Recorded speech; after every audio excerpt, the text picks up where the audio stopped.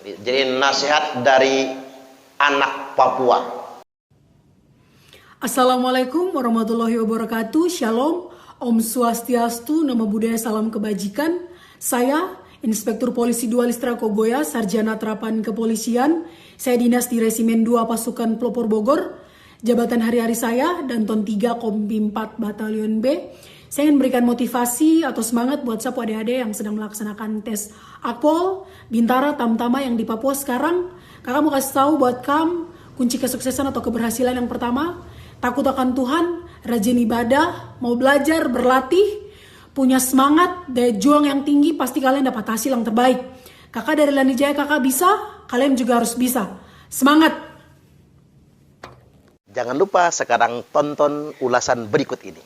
Makanya ada perkataan Imam Ali karamallahu wajhah yang sangat terkenal. Laisal fata mayyaqulu kana abi walakinnal fata mayyaquluha anadha. Kalau bahasa kitanya begini, bukanlah anak muda itu yang berkata ini bapakku, bukan. Walakinnal fata mayyaqulu ha anada.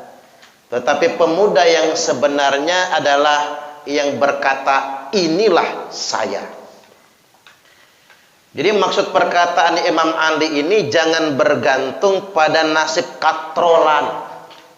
Nggak perlu membangga-banggakan orang tua. Tampilkan apa adanya diri Anda. Jangan mau jadi anak-anak yang membanggakan orang tuanya saja. Allah bapak lo pangkatnya cuman kopral. Bapak gua no komandan Hansip. Komandan Hansip songong ya. Artinya jangan membanggakan orang tua. Jadilah diri Anda. Anda harus berkarya. Makanya adik-adik KKN kalau mau berhasil jadi diri Anda, berkarya. Tidak perlu menjadi orang lain. Apa bahasa Inggrisnya itu? Be yourself. Wah, benar bahasa Inggrisnya ya. Jadilah diri Anda sendiri. Jadi tampilkan karya yang nyata. Saya tertarik dengan pernyataan anak Papua. Jadi nasihat dari anak Papua. Ini dia sudah menjadi salah satu anggota Polri. Anak Papua ini berpesan kepada adik-adiknya di Papua, bahkan kepada anak muda seluruh Indonesia. Kata dia, kalau Anda ingin sukses, satu, caranya takut pada Tuhan. Iya juga ya Pak. Ini saya terkesan ini dengan perkataan anak Papua ini, takut pada Tuhan. Jadi orang sukses itu syarat awal pertamanya takut pada Allah. Karena zaman sekarang ini banyak orang yang tidak takut lagi dengan Allah. Bukti nyatanya pejabat lebih takut sama KPK daripada takut dengan Allah. Penjahat lebih takut dengan polisi daripada takutnya dengan Allah. Suami lebih takut sama istri daripada takut Allah. Ada suami takut istri? Banyak ya. Enggak, kira-kira Ustaz Aliuddin takut nggak sama istri ya? Takut betul ya. Waduh. Jadi banyak orang-orang yang nggak takut sama Allah. Makanya di Indonesia ini kita dihadapkan dengan fenomena banyak orang pintar tapi tidak benar. Pinternya malah keminter, pinternya malah keblinger. Nah buat Anda semua, nanti kalau jadi orang besar, jadi apapun, pintar itu harus benar. Yang nomor satu adalah muraqabah. Kesadaran bahwasanya apapun yang kita lakukan diawasi oleh Allah Subhanahu wa ta'ala. Ya kita nggak tahu, dari adik-adik ini ada yang mungkin jadi menteri nanti ya. Pembawa acara siapa namanya, Dok? Oh, Cynthia Lamusu, bukan ya? Cynthia, jangan-jangan jadi menteri keuangan ya? Menteri pemberdayaan perempuan misalnya. Wallahu a'lam kan? kita nggak tahu. Atau jadi presiden. Kalau Cynthia jadi presiden, Pak Ustadz jadi menteri agama ya. Jangan lupa kesepakatan kita ini. Oh, sudah didoakan. Artinya masa depan Anda wallahu alam. Tapi nomor satu pesan Pak Ustadz, takut pada Allah. Agar Anda semua menjadi anak yang pintar sekaligus benar. Satu ya. Yang kedua, berkarya yang bermanfaat. Sekecil apapun karya, yang penting manfaat. Ini macam musik tabok ini. Hadroh ini ya. Kan nggak semua orang yang bisa melakukannya, betul lah kira-kira. Serahin sama kita-kita, apa jadinya suaranya ini? Iramanya nggak jelas. Ini keahlian khusus. Kecil begini bermanfaat. Karena hadroh ini sholawat. Kita jadi mencintai Nabi, bertambah cinta dengan Nabi. Mudah-mudahan kita semua mendapatkan cinta dari Nabi. Allahumma amin. Pesannya khairun nas anfa'uhum linnas. Sebaik-baik manusia itu yang bermanfaat bagi manusia yang lainnya. Maka adik-adik berkaryalah menjadi yang bermanfaat. Untuk diri sendiri, buat kedua orang tua, untuk keluarga, kalau bisa para tetangga, merambat ke masyarakat, bahkan bangsa dan negara. Allahumma amin.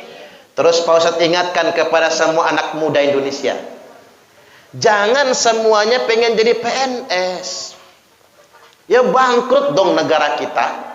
Siapa yang mau ngegajinya? Kalau semua orang pengen jadi PNS, mengapa Amerika maju? Karena anak muda di Amerika nggak ada yang pengen jadi PNS. Ini rahasianya. Mereka berkarya. Mengapa Jepang maju? Karena anak muda di Jepang nggak pengen jadi PNS. Korea maju karena anak muda di Korea nggak pengen jadi PNS. Yang mereka pengen lakukan apa? Berkarya. Nih nanti mohon maaf PNS yang nonton ya. Karena begini Indonesia Raya tercinta. Semua orang mimpi pengen jadi PNS. Ini masalahnya. Tapi nggak enaknya lagi udah jadi PNS nggak bersyukur sama gaji, malah korupsi. Ini payahnya lagi.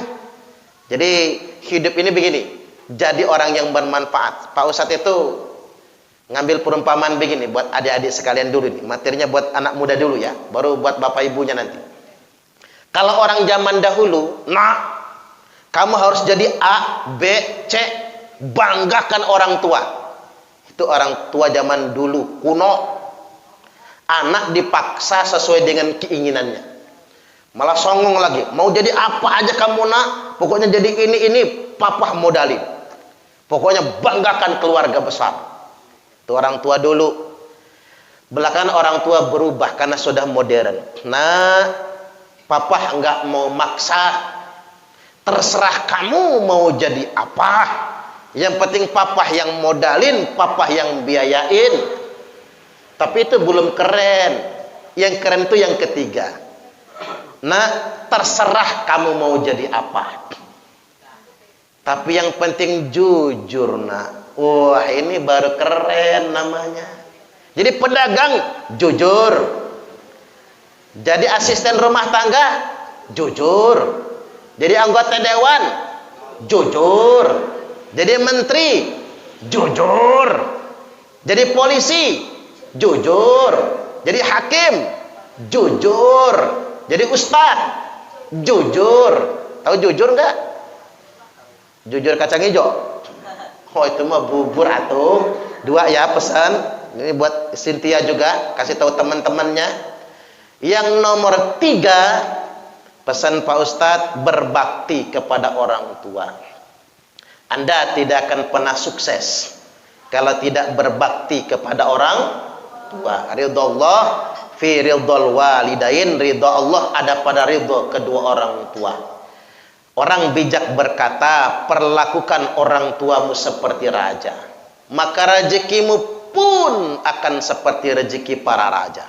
Tapi awas, kalau engkau memperlakukan orang tuamu seperti pembantu, maka rezekimu pun akan seperti rezeki pembantu. Capek nyarinya tapi nggak akan pernah cukup selama-lamanya.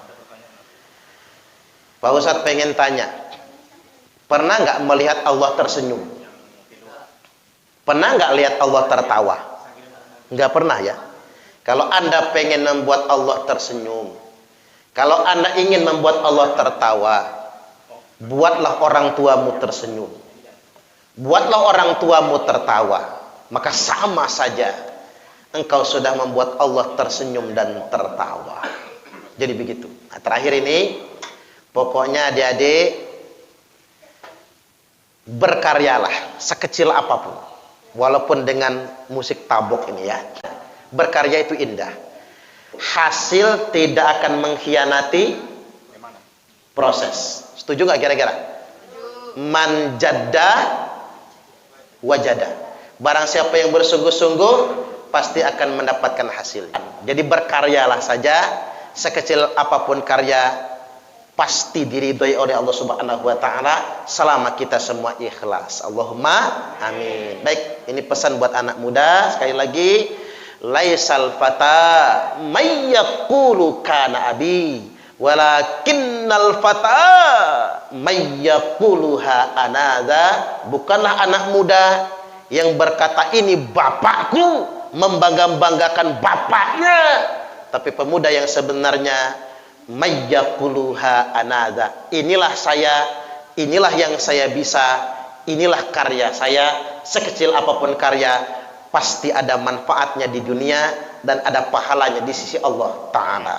Baik, demikian kita masuk ke ngaji bapak-bapak dulu.